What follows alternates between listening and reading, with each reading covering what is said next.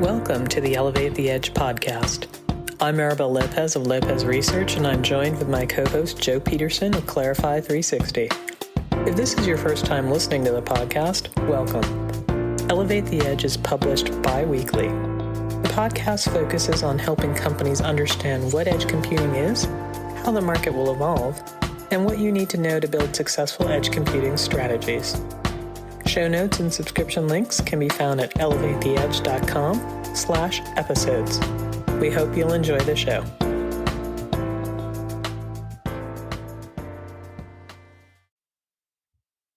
Hello and welcome back to Elevate the Edge. I'm Maribel Lopez, and I'm joined here today with my fabulous co-host Joe Peterson, the woman of many amazing glasses. Hello, Joe.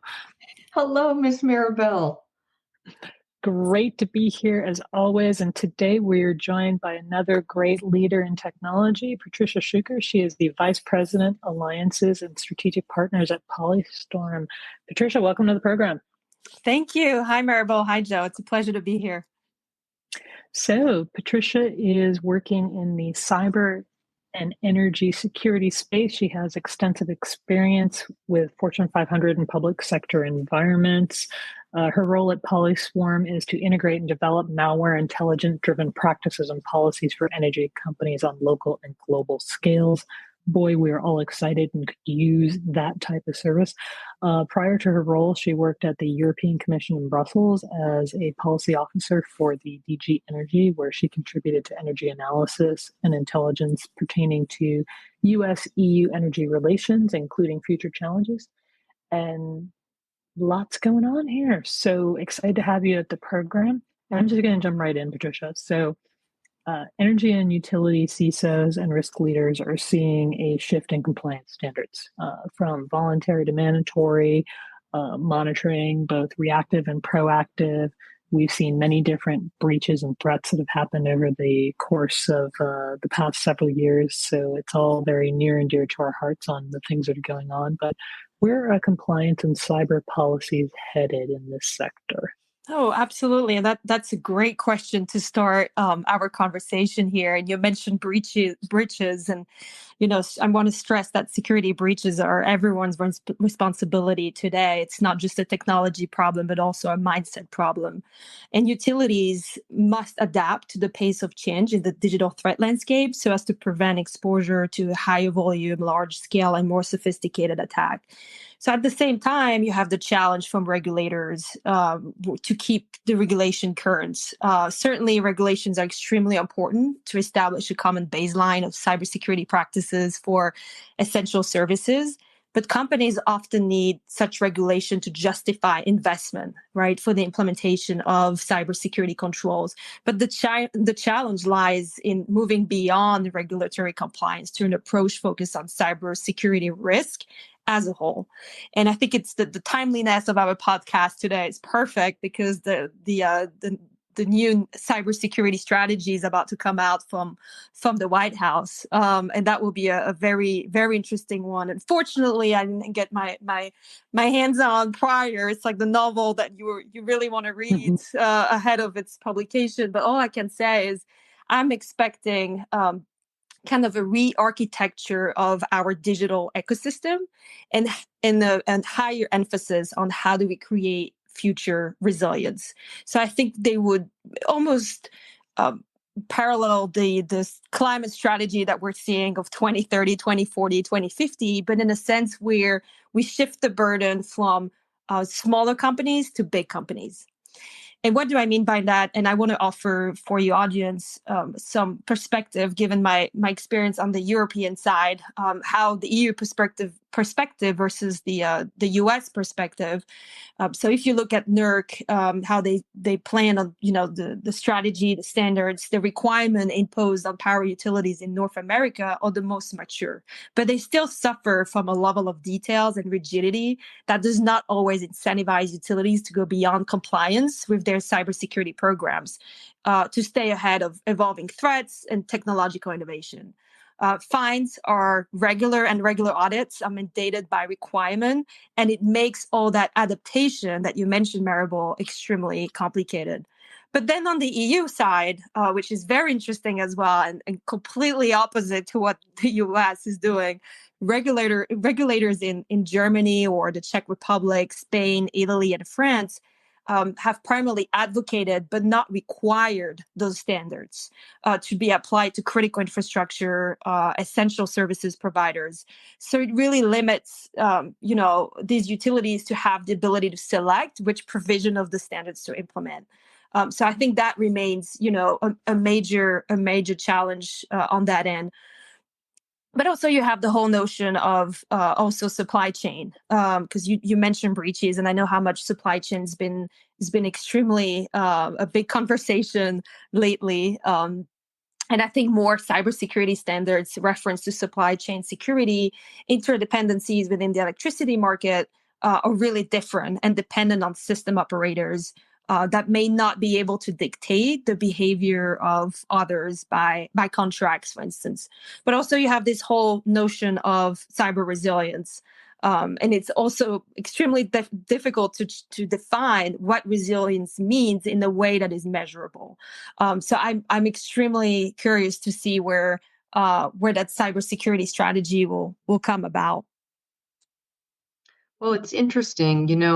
It seems like it's a balancing act, and whatever guidance comes out from the government, there's still some things that energy companies should be focusing on as a best practice. What are two or three of those, in your opinion, Patricia? Yeah, so you mentioned a good point, and I think one is I'm a big proponent of sharing and collaboration. This whole notion of public-private partnership. I think sharing analysis, and especially what we call the sharing and analysis centers, the ISACs, for utilities have been increasingly crucial for cross-border electricity entities. So you have the electricity ISAC here in the U.S. and the European Energy ISAC as well in Europe. So I think regulation make it possible to justify investment for the implementation of cybersecurity controls, for instance. But the challenge is going beyond regulatory compliance to an approach focused on resilience as a whole. And I think the lack of preparedness is also extremely interesting, to your point, because when you look at, there's a very interesting survey done by CSIS here in the think tank in Washington, D.C., that looked at 800 IT decision makers from several countries around the world, including the U.S. And they found that 9% of critical infrastructure operators don't even have a cybersecurity strategy in place, despite the fact that 85% of respondents believe they have been targeted by the nation-state cyber threat. So you see how, I always say you don't approach a financial sector the same way that you will approach an energy sector. The maturity level is not the same because we always focus on the big names, but we don't look at the local aspect, the local companies out there, the small, medium size that don't necessarily have the capabilities, but also the budget to be part of that proactive and reliable cybersecurity management and risk perspective. I think you bring up a really good point, and this is around there is, even regardless of the size of company, there may be lack of knowledge, lack of resources in the security space. That means that not all companies are approaching it in an equal way. One of the things that Joe actually had found a study from PwC, their 25th annual global CEO survey, and 40% of the energy utility and resource CEOs rank cyber threats as a top 3 concern.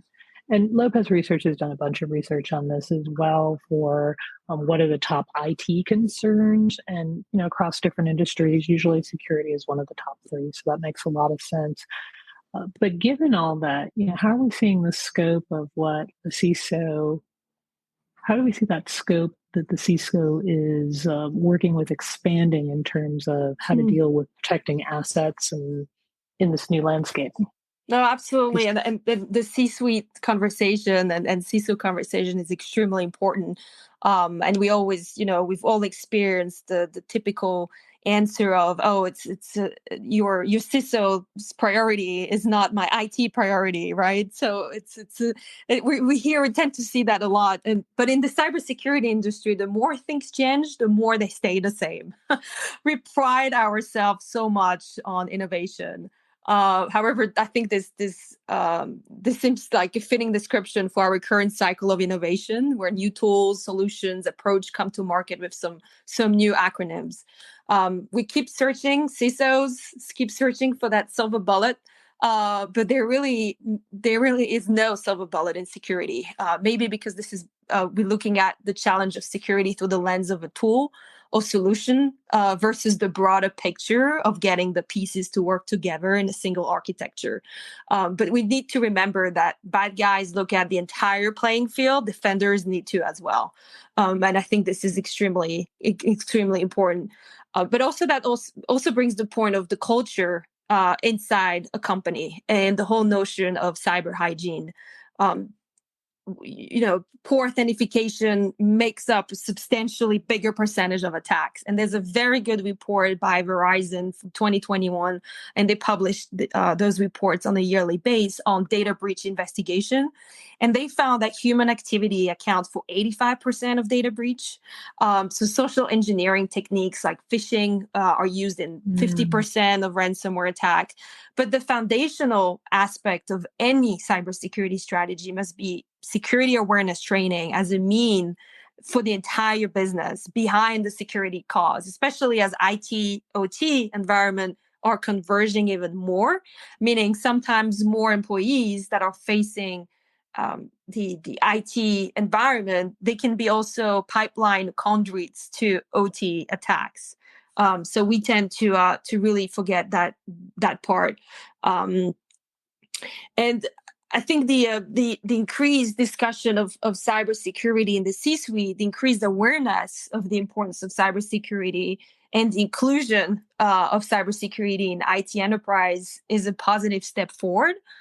Many of the attacks conducted by cyber criminals are the results of known but unpatched vulnerabilities. We've heard that a lot of time, but there's an intense motivation from the private sector owners and operators to better secure their networks and detect these threats as the landscape evolve. So I believe ultimately the private sector must take ownership over security. CEO, board members, I know it's board member season right now, it's the beginning of the year, but they must make cybersecurity a priority across the companies. There's too many companies that fail to implement even the simple steps like two-factor authentication, to leave secure areas leave secure areas of a work site unlocked. But I think with the right education, the right workforce training, education is critical. Companies can really upskill workers, train employees to ensure they are as skilled and diligent about securing energy assets of every aspect of the work that keeps the light on and fuel forward. I guess just to pick up on that kind of quickly, are you seeing that anything's different in terms of how energy providers are working to secure the grid? Well, I think anyone who has the job title of keeping the lights on or securing the grid have both my admiration and full sympathy, especially in this current environment. Energy security has become a very, very frequently used term, but also seems to be one of the most poorly defined. And for your audience, I would, the way I would define, I think we need to kind of pause on that notion of energy security. And I see it as the low vulnerability of vital energy systems. So in that definition, there are really two main ideas packed in this definition. The first is that it's not energy security of a black box, like we tend to see it, but energy security of a specific system. So electricity security, energy security of oil used in transport. And then the second idea that's packed into the definition is vulnerability. How many times do we hear vulnerability, patch management, right? So to look at vulnerabilities, we look at how energy security concerns have changed throughout history. And we identify three persistent types of concern. The first one, the big picture, the sovereignty perspective. So answering the question of who controls energy. Are we, for instance, on the policy side, are we importing all of our oil from one country, from Saudi, from Russia, or are we producing it domestically? The second is how long will our energy system last? And that's the robustness perspective. And that's really, are we going to run out of energy? And is the infrastructure ready to hold up to different types of threats? And the third one is the resilience perspective, which is asking the question, okay, when we face a disruption, how fast can the system respond and recover? So future infrastructure, I wish I had the answer to, the billion-dollar question of how to solve the grid, but I think future infrastructure should be built to withstand that ever-changing threat environment that we're in. Scaling cybersecurity with the new wave of the energy transition. We talk a lot about transition, but we need to also secure that transition. Is make effective and less costly than tackling on cybersecurity measures later.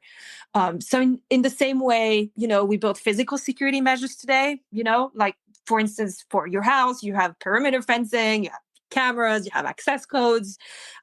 We should do the same in the cybersecurity space, to withstand criminals, rival nations, and the occasional lapse, human lapse of cyber hygiene. But I think it's good to see today more public-private sector energy organization that view cybersecurity as an afterthought, and I think that often a secondary responsibility that is too technically, financially, or politically complex to address. So I think there's really a foundational aspect on the business model that needs to be changed in order to really take the idea of future infrastructure and security by design in perspective. That's a great answer. And I was surprised. I did a little research and I wanted to see what the top 3 attack vectors in the energy industry were. And the answers were sniffing attacks across the radio access network, ransomware, and attacks against the 5G core network.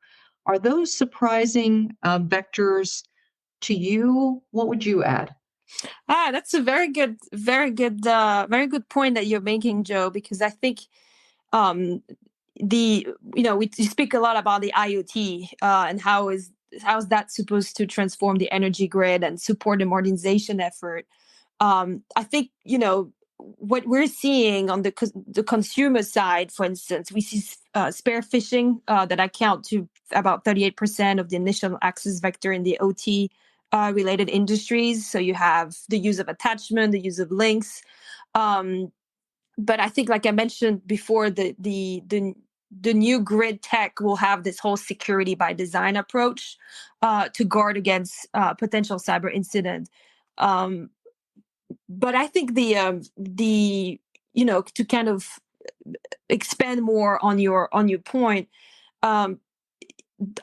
when threat actors evaluate a company's attack surface, they're not thinking in terms of organizational silos. I think they're probing for the right combination of vulnerabilities, misconfigurations, identifying privileges, and security should not operate in silos either. I think today, as defenders, we're playing right into threat actors' hands as organizations struggle with reactive and siloed security programs. We see a lot of a conversation on, for instance, XDR, that is, extended detection and response, that takes data from point products in an effort to identify attack as they are happening. But I think organization needs a way to assess the efficacy of their preventive program as well. There's a lot of vendor fatigue as well, because we want to kind of get all the tools out there, but how do you make sure that those tools fit your processing pipeline? So I think understanding the impact of cyber incidents require business and security leaders to really work in conjunctions with each other.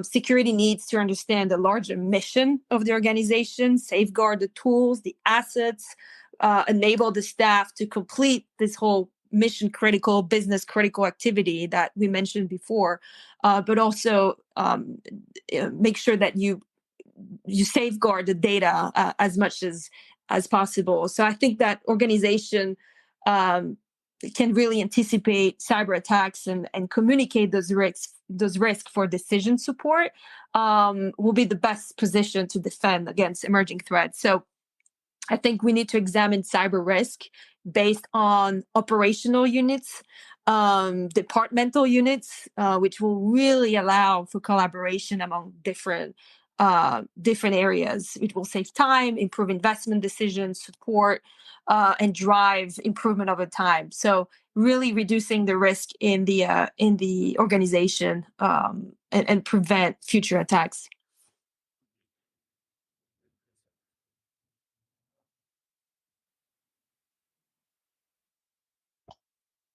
Well, wow, that was a great answer. I think we should probably, go to our fun fact. That's how we normally wrap up the podcast. And so I'm going to ask you, Patricia, what fun fact can you share with us today? Well, I have one that I found a couple weeks ago, which was actually pretty interesting and related to tech. And then I'll give you an interesting definition that I found, kind of terminology. So I found out that 10 Google search can power a 60-watt light bulb. Can you imagine that? So Google, I know, right? Exactly. So Google processes around 3.5 billion search per day, or if you want, 40,000 every second. And it takes a matter of seconds, right, to type or query or press enter. But if you conduct 10 Google search, you could power a 60-watt light bulb. How crazy is that? There's a joke in there somewhere. That's sort of like, how many engineers does it take to fill in the blank, right? There's just a joke in there, Patricia, but that's great. I love that. That is, it's like the typical, an engineer and a CISO walks into a bar, right? And try to define technology. Well, actually, I have an answer to that, but it's not a joke. I was looking at the definition of technology, right? Because we talk so much about technology, but when was it coined, right? Who coined it? So apparently, it was in 330 BC by Aristotle. Yeah. What? I know. Wow, that's great. I know. It dates all the way back. So technology, in the ancient times, and again, I'm taking you way, way back. But Homer and Hesiod had, they described it as the manual craft. But then Aristotle coined the Greek term technologia, right? And he split that definition into 3 parts. One was theoretical science, practical science, and productive science. And when you look at the word theory, practice, and productivity, this is pretty much what we're doing in the cybersecurity space. They were so ahead of their time, Patricia. Yeah. So ahead of their time. Well, we got 2 fun facts for the price of 1 from you today. Thank you so much for that. And thank you so much for taking time to be on the podcast with us. No, thank you, Joe and Maribel, for everything you're doing. And it was a real pleasure to have that conversation with you. And I hope to see you soon. All right. Thank you. Take care. Thanks for listening. If you enjoyed this show, please subscribe so you can easily find us again. Follow us on Twitter at Maribel Lopez and at Digital Cloud Gal, and on LinkedIn. Links to our social profiles, show notes, and ways to listen to the podcast can be found at elevatetheedge.com.